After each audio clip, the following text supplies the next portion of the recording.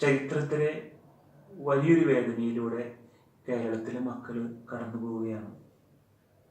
ദുരന്തമുഖത്തും അതിനുശേഷവും ആളുകൾക്ക് മാനസികാഘാതം ഉണ്ടാകാൻ ഈ ഒരു ഘട്ടത്തിൽ സാധ്യത വളരെ കൂടുതലാണ്. അസാധാരണ തീവ്രതയിലുള്ള ഒരു സമ്മർദ്ദ സാഹചര്യം നേരിടേണ്ടി വരുന്നവരിൽ ഉണ്ടാകുന്ന മാനസിക പ്രശ്നം രണ്ട് തരത്തിലാണ്. അതിനെ നമ്മൾ ട്രോമ അഥവാ മനസ്സിനേൽക്കുന്ന ക്ഷതം എന്ന് വേണമെങ്കിൽ പറയാം. അത് ടൈപ്പ് 1 ട്രോമ അഥവാ ക്ഷതം ചുരുങ്ങിയ സമയം നീണ്ടു നിൽക്കുന്ന, ഒരിക്കൽ മാത്രം സംഭവിച്ച അപകടകരവും അസാധാരണവുമായി പെട്ടെന്നുണ്ടാകുന്ന ക്ഷതമാണ്. ടൈപ്പ് 2 ആവർത്തിച്ചു വരുന്ന അല്ലെങ്കിൽ ദീർഘകാലം നിലനിൽക്കുന്ന ഒരു ഈ ക്ഷത അനുഭവം.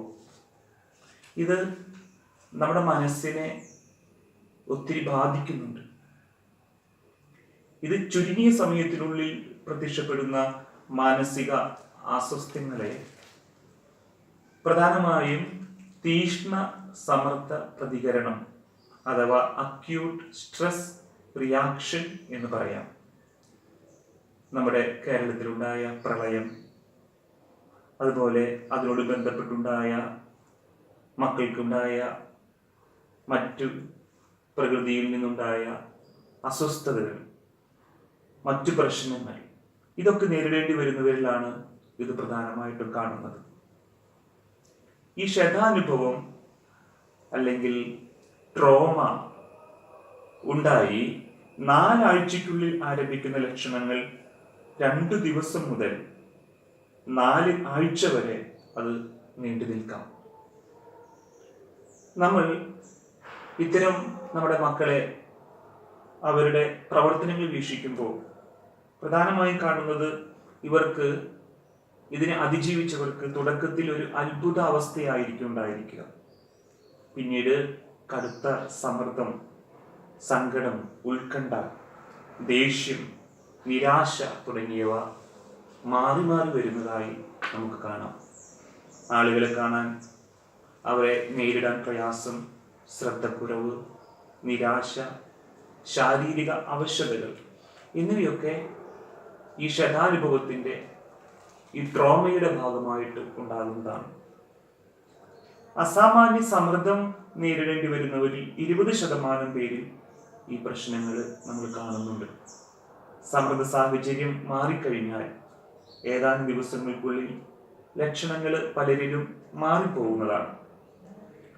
ഈ ക്ഷതാനുഭവങ്ങൾ, ഈ ട്രോമ എക്സ്പീരിയൻസ് ഉണ്ടായി 6 മാസത്തിനുള്ളിൽ പ്രത്യക്ഷപ്പെടുന്ന ലക്ഷണങ്ങളെ ക്ഷതാനന്തര സമ്മർദ്ദ രോഗം, പോസ്റ്റ് ട്രോമാറ്റിക് സ്ട്രെസ് ഡിസോർഡർ എന്ന് പറയുന്നു. ഒരു ക്ഷതാനുഭവം ഉണ്ടായിട്ടുള്ള സ്ത്രീകളിൽ 30% പേർക്കും, പുരുഷന്മാരിൽ 13% പേർക്കും ഇത് ഉണ്ടാകാം. പുരുഷന്മാരെ അപേക്ഷിച്ച് സ്ത്രീകളിൽ ഇത് 2 മടങ്ങ് കൂടുതലാണ്. കേരളത്തിലെ ഈ വെള്ളപ്പൊക്ക കെടുതിയുമായി ബന്ധപ്പെട്ട് ഉണ്ടായ ഈ ക്ഷത അനുഭവം, അതിന് ലക്ഷണങ്ങൾ പ്രധാനമായിട്ടും കാണിക്കുന്നത് ഇവയാണ്.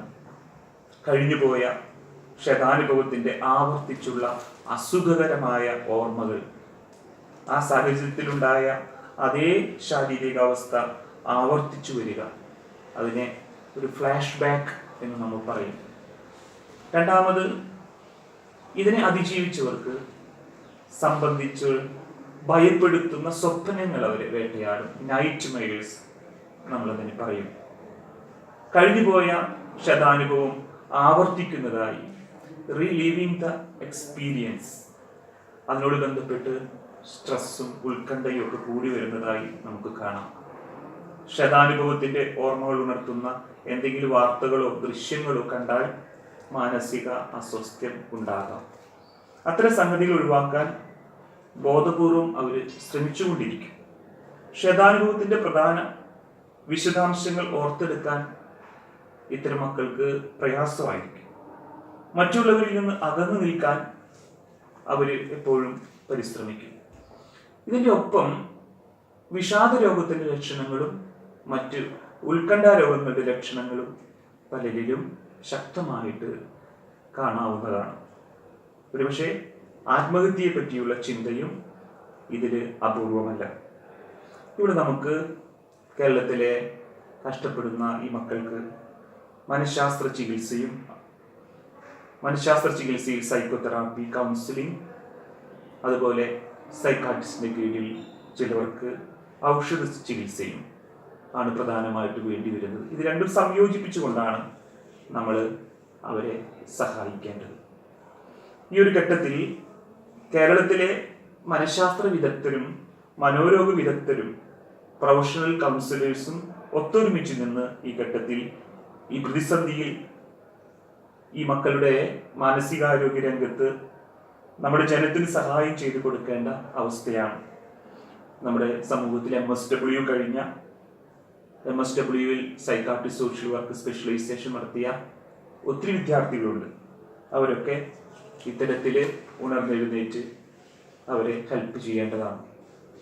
ഗവൺമെൻറ് തലത്തിൽ സോഷ്യൽ വെൽഫെയർ ഡിപ്പാർട്ട്മെൻറ്റ് ഇവരെ ഏകോപിപ്പിക്കാനും കേരളത്തിലെ ദുരന്തത്തിനിരയായ പഞ്ചായത്തുകളും വാർഡുകളും സന്ദർശിച്ച് ഇവർക്ക് സഹായം കൂടുതൽ ഊർജ്ജസ്വലതയോടെ കൊടുത്താൽ ഒത്തിരി വലിയ നന്മ നമുക്കവിടെ കാണുവാൻ സാധിക്കും. ഞാൻ ഏതാനും സെൻ്ററുകൾ തൃശ്ശൂരുമായി ബന്ധപ്പെട്ട് നിങ്ങളെ പരിചയപ്പെടുത്തുകയാണ്. ഇതുപോലെ മനഃശാസ്ത്രപരമായ സഹായവും കൗൺസിലിങ്ങും ഇത്തരം മക്കൾക്ക് ഇവിടെ നിന്ന് പ്രൊവൈഡ് ചെയ്യുന്നതാണ്. തൃശ്ശൂർ അതിരൂപതയുടെ കീഴിലുള്ള ചൈതന്യ കൗൺസിലിംഗ് സെൻറ്റർ ചിയ്യാരം, അതുപോലെ തൃശ്ശൂർ അതിരൂപതയുടെ കീഴിലുള്ള jubilee mission medical college psychiatry department, അതുപോലെ രൂപതയിൽ പ്രവർത്തിക്കുന്ന ടിം ഹാൻസ് ഇതുപോലെ നിങ്ങളെ സഹായിക്കാൻ എപ്പോഴും സന്നദ്ധമാണ്. അതുപോലെ നമ്മുടെ കോഴിക്കോട് മെഡിക്കൽ കോളേജ് അതുപോലെ ഇൻഹാൻസും ചേർന്ന് ഒരു ഹെൽപ്പ് ലൈൻ തുടങ്ങിയിട്ടുണ്ട്. അവരും ഈ ഒരു പ്രതിസന്ധി ഘട്ടത്തിൽ മക്കളുടെ മാനസികാരോഗ്യത്തിൽ അവരെ സഹായിക്കുവാൻ സന്നദ്ധമാണ്. കേരളത്തിലെ മെഡിക്കൽ കോളേജുകൾ ഗവൺമെൻറ് തലത്തിലും പ്രൈവറ്റ് തലത്തിലും എല്ലായിടത്തും സൈക്കാട്രി ഡിപ്പാർട്ട്മെൻറ്റുകളും സൈക്കോളജി ഡിപ്പാർട്ട്മെൻറ്റുകളും ഉണ്ട്. അവരൊന്നു ചേർന്ന് ഒരു ഏകോപനം ഇതിലുണ്ടായാൽ കേരളത്തിലെ വ്യത്യസ്ത ജില്ലകളിൽ ബാധിച്ചിരിക്കുന്ന മക്കളുടെ അടുത്തേക്ക് പ്രൊഫഷണലായ ഒരു മാനസികാരോഗ്യ തലത്തിലുള്ള സഹായം അവർക്ക് ചെയ്തു കൊടുക്കുവാൻ സാധിക്കുന്നതാണ്. മറ്റ് ജില്ലകളിലേക്കും മെൻ്റൽ ഹെൽത്ത് പ്രൊഫഷണൽസിൻ്റെ സഹായം നിങ്ങൾക്ക് ചെയ്തു തരുന്നതാണ്. എൻ്റെ പേര് ഫാദർ സി ജോൺ കുഴിക്കാട്ടുമാലിൽ, മേരി മാത മേജർ സെമിനാരി, തൃശ്ശൂർ. എൻ്റെ മൊബൈൽ കൂടെ പറയുകയാണ് 944 62 311 03.